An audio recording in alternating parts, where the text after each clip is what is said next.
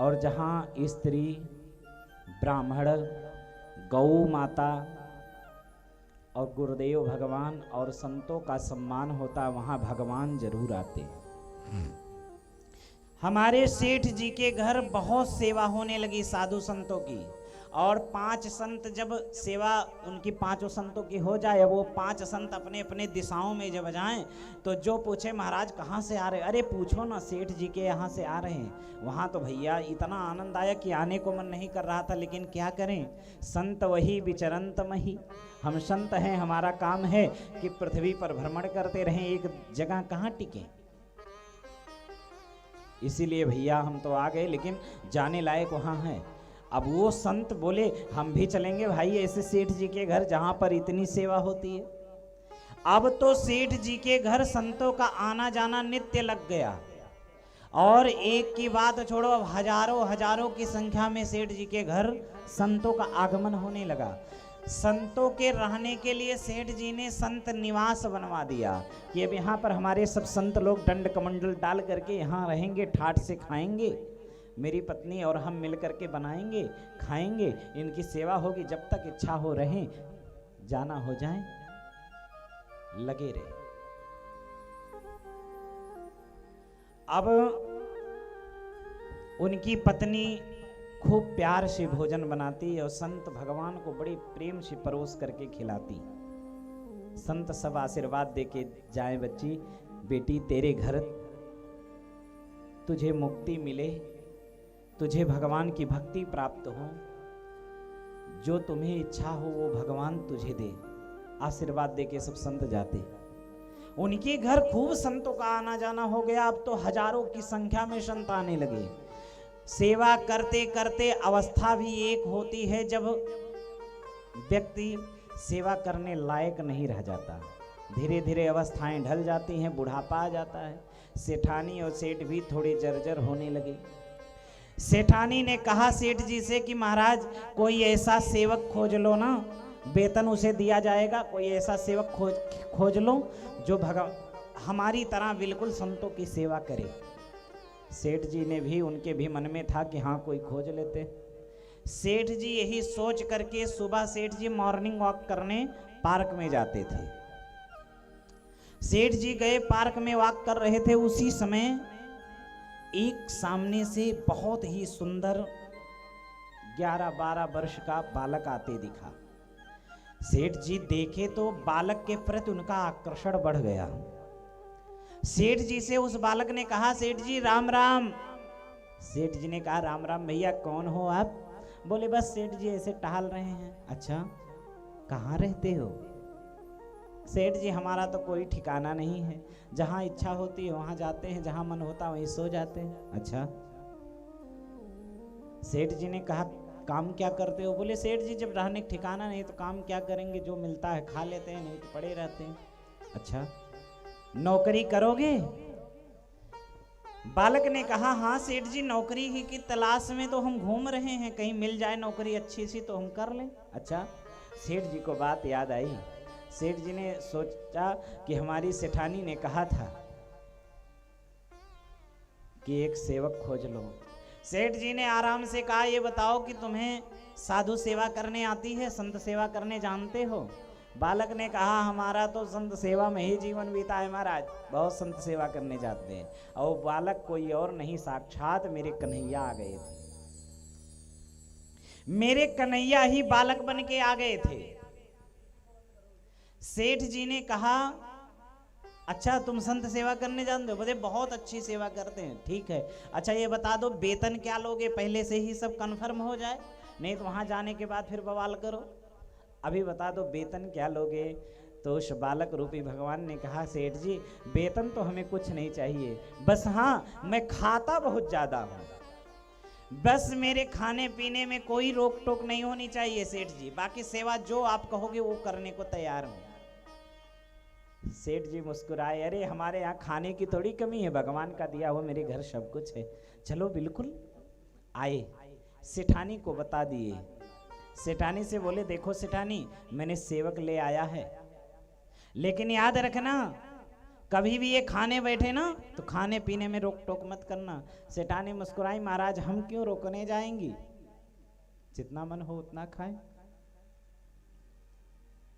भगवान रहने लगे, खूब संतों की सेवा करने लगे।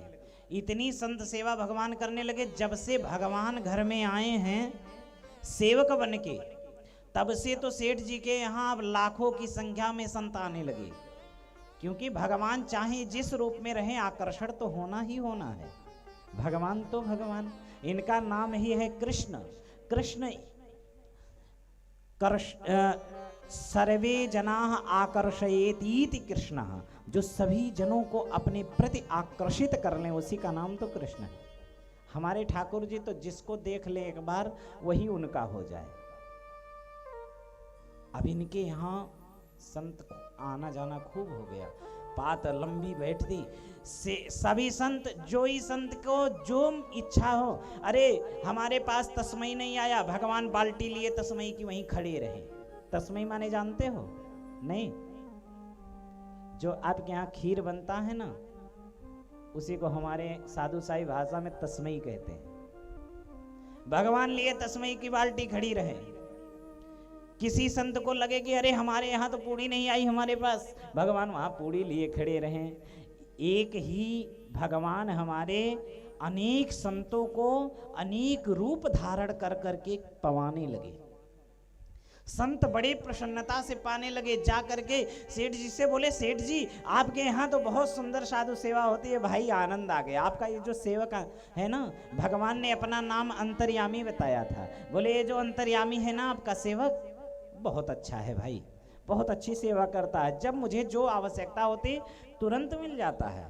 अच्छा, सेठ जी भी बड़े प्रसन्न हो, प्रेम करने लगे अंतर्यामी से। जब तक अंतर्यामी खा नहीं ले, सेठ जी खाते नहीं थे। ओ अंतर्यामी, हाँ सेठ जी आओ बैठो हम साथ में खाएं। साथ में खाते थे सेठ जी। एक दिन सेवा करते करते भगवान को 13 महीने व्यतीत हो गया। 13 महीने तक भगवान सेठ जी के यहां नौकर बन के रहे। जब 13 महीने व्यतीत हो गया, सेठ जी एक दिन बोले कि अंतर्यामी तू घर का देखभाल करना, हम जा रहे हैं थोड़ा कारोबार देखने। सेठानी वो सेठ जी चले गए। सेठानी बोली कि अंतर्यामी तू घर देखना, हम जा रहे हैं थोड़ा पड़ोस में सत्यनारायण व्रत कथा बैठी है ना, थोड़ा सुन के आती हूँ। माताओं की तो बात ही क्या, माताएं जब आपस में बैठती हैं ना, और अगर कोई इनके चेहरे की बुराई कर दे, कह दे आजकल आपका चेहरा लटका हुआ है, तो चाहे कोई कष्ट ना हो तब भी ये न जाने कौन कौन सी कहानियां सुनाने लगेंगी कि ये कहानी है मेरे चेहरे लटकने का। अब सेठानी को कोई कष्ट नहीं था, ना कोई दिक्कत थी, ना कोई तकलीफ थी। एक किसी पड़ोसन ने कह दिया कि बहन तू आजकल बड़ी कमजोर हो रही है। क्या बात है, तू तो बड़ी कमजोर होती चली जा रही है। सेठानी को मन में आ गया। सेठानी ने कहा, हाँ बहन सच में, हाँ बिल्कुल, तू तो जैसे पहले हट्टी कट्टी थी अब नहीं है, अब तो तू कमजोर हो गई है। सेठानी ने कहा, हाँ क्या करूं, वो मेरा जो नया सेवक आया है ना, बोले हाँ अंतर्यामी, बोले हाँ, इतना खाता है ना, उसके लिए मैं रोटियां पकाते पकाते थक जाती हूँ। अब सोचो कि हजारों संतों के लिए भोजन बनाने में नहीं थकती थी, लेकिन एक ठाकुर जी को खिलाने में वो थक गई। क्यों? क्योंकि मेरे भगवान अब जाना चाहते थे। जैसे ही इन्होंने पड़ोसन से बात की, अंतर ध्यान हो गए अंतर्यामी, भगवान हमारे गायब हो गए। सेठानी आई, खोजने लगी अंतर्यामी कहाँ चला गया। अंतर्यामी हो तब तो मिले। सेठ जी शाम को आए, सेठ जी ने पुकार लगाई, ओ अंतर्यामी कहाँ है भाई, आ बैठ के भोजन किया जाए साथ में। नहीं आए, आधे घंटे बीत गई। सेठ जी ने सेठानी से कहा, क्यों जी कहाँ है मेरा अंतर्यामी, आजकल आज दिख नहीं रहा। बोले महाराज मैं भी तब से आई हूँ, उसे देख नहीं रही हूँ, पता नहीं कहाँ चला गया। अच्छा, 1 घंटे तक इंतजार किए अंतर्यामी का। फिर सेठानी से पूछे, अच्छा ये बता, तूने कहीं उसके उसे कुछ डांटा वाटा तो नहीं है, खाने पीने में तो रोक नहीं की थी। सेठानी ने कहा महाराज मैं क्यों रोकने जाऊंगी। तब तक सेठानी को याद आ गई बात, हाँ महाराज मैंने पड़ोसन से एक बात कह दी थी कि मेरा जो अंतर्यामी है ना वो खाता बहुत है।